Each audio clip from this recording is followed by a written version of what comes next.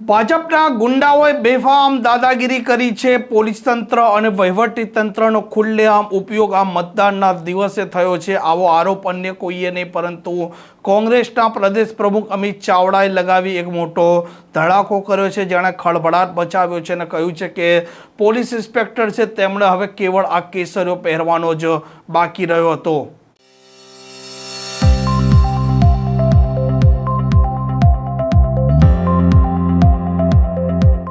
નમસ્કાર, આપ જોઈ રહ્યા છો હોટલાઇન ન્યૂઝ અને હું છું આપની સાથે તોફિક ગાંચી। સ્થાનિક સ્વરાજ્યની ચૂંટણી માટે મતદાન પૂર્ણ થયું છે, પરંતુ મતદાનના દિવસે જે પ્રકારે ઘટનાઓ આરોપના સામે આવી હતી તેમાં કોંગ્રેસ મેદાને આવી છે અને તેમણે આરોપ લગાવ્યા છે કે ભાજપના કાર્યકરોએ ખુલ્લેઆમ ગુંડાગીરી કરી છે, પોલીસ તંત્ર અને વહીવટી તંત્રનો ખુલ્લેઆમ ઉપયોગ થયો છે અને આ લોકશાહી છે, આ લોકશાહીનું હનન થયું છે। લોકોને તેમના મતાધિકારનો ઉપયોગ પણ કરવા દેવામાં નથી આવ્યો, કેમ કે બોગસ વોટિંગ પણ થયા છે। આવા આરોપ અન્ય કોઈએ નહીં પરંતુ કોંગ્રેસના પ્રદેશ પ્રમુખ અમિત ચાવડાએ લગાવ્યા છે।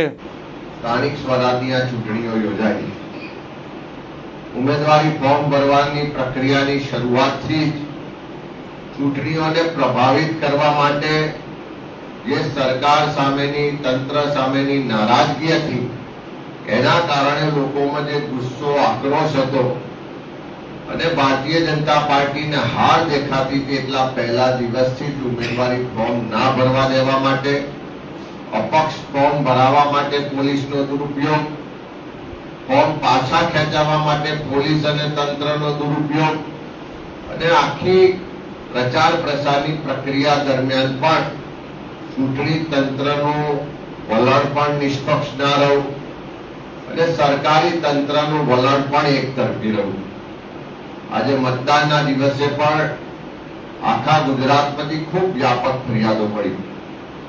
ગઈકાલે મતદાનની પૂર્વ સંધ્યાએ આણંદમાં આપણે બધાએ જોયું કે ભારતીય જનતા પાર્ટીના ઉમેદવારો દ્વારા, એમના માણસો દ્વારા દારૂ, પૈસાની વિતરણ થતું હોય અને એની સામે રોકવા જાય તો કોંગ્રેસના ઉમેદવારો પર હુમલો કરવામાં આવે।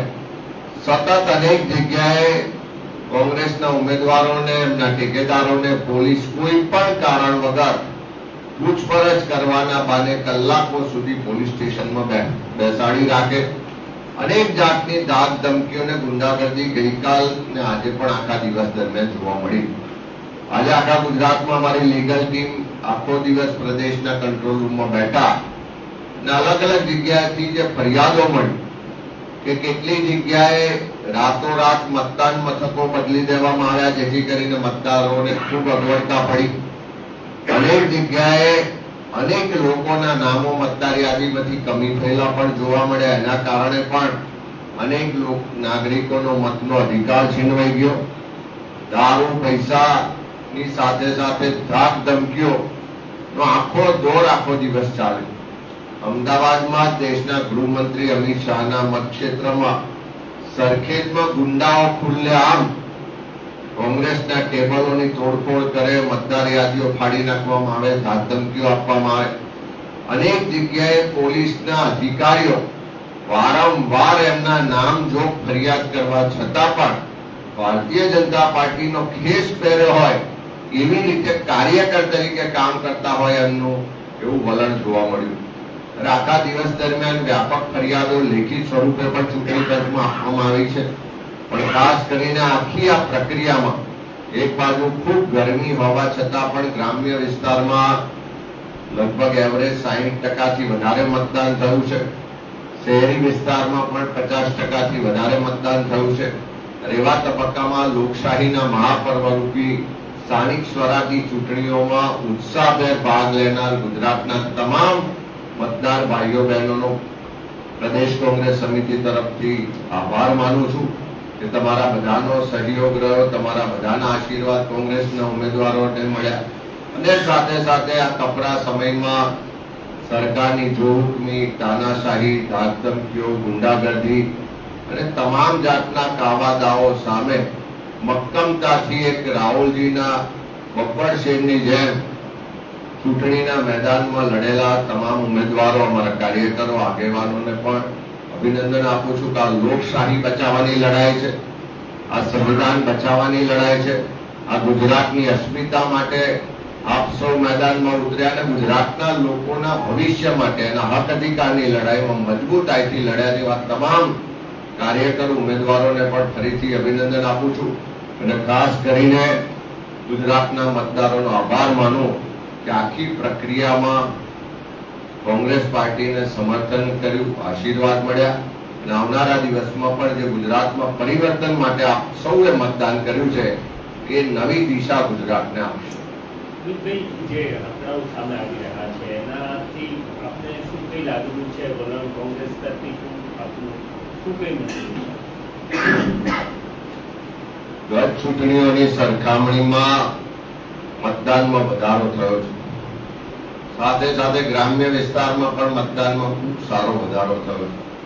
એવા સંજોગોમાં આખા ગુજરાતનો જે માહોલ હતો પરિવર્તન માટે, એ જનાક્રોશ યાત્રાથી પણ લોકો ખુલીને સરકારની જે નિષ્ફળતાઓ છે, ભ્રષ્ટાચાર છે, ગેરવહીવટ છે એની સામે અવાજ ઉઠાવતા થયા હતા. મતદાનની આખી પ્રક્રિયા દરમિયાન પણ જોર જુલમ, અત્યાચાર થયો, દાદાગીરી થઈ, અનેક જાતની લોભ લાલચો અને દબાણ થયા. તેમ છતાં એનાથી કોઈ પણ રીતે ડગ્યા કે ડર્યા વગર મતદારોએ જે ખુલીને બહાર આવીને મતદાન કર્યું છે એ જોતા હું સ્પષ્ટ માનું છું કે આ મતદાન સરકારની અને વહીવટની વિરુદ્ધમાં થયેલું મતદાન છે. પરિવર્તનની જે લહેર હતી એ લહેરરૂપી મતદાન છે અને ખાસ કરીને આદિવાસી વિસ્તારોમાં અને ગ્રામ્ય વિસ્તારોમાં જે મતદાન વધ્યું છે એનાથી ચોક્કસ કહી શકાય કે ગુજરાતમાં આ મતદાનના માધ્યમથી આવનારા દિવસમાં પરિવર્તન થશે. અત્યારે જે રીતે ચૂંટણી પતી ગઈ છે પણ હજુ મતગણતરી બાકી છે, ત્યાં સુધી હવે કઈ રીતે કોંગ્રેસ કામ કરશે? મતલબ કોઈ માણસો રહેશે ત્યાં સ્ટ્રોંગ રૂમ પાસે આજે કઈ? અત્યારે મતદાનનો સમય પૂરો થયો છે, ત્યાર પછીની પ્રક્રિયાઓ પણ ચાલુ છે. હજુ પણ અમારા કાર્યકરો, એજન્ટો ફોર્મ નંબર 17C મેળવવા માટે મતદાન મથકો પર હાજર છે અને ત્યાર પછીની જે સ્ટ્રોંગ રૂમ સીલ કરવાની પ્રક્રિયામાં પણ અમારા લોકો હાજર રહેવાના. આવતીકાલનો દિવસ છે, બધા જ તૈયારી કરશે. 28 તારીખે મતગણતરી થવાની અને એ પણ ગુજરાતમાં આટલે લગભગ 9000 બેઠકો પર મતદાન થયું છે. એના માટે 9000 બેઠકો માટે તેથી મોટી મતગણતરી માટે પણ પાર્ટી અને અમારા ઉમેદવારો બંને તૈયારી કરવાની. એટલે આવતીકાલનો આખો દિવસ જિલ્લા કક્ષાએ, તાલુકા કક્ષાએ અને પ્રદેશ કક્ષાએ મતગણતરીની તૈયારી કરીશું ને સારી રીતે મતગણતરી થાય એનું આયોજન કરવામાં આવશે.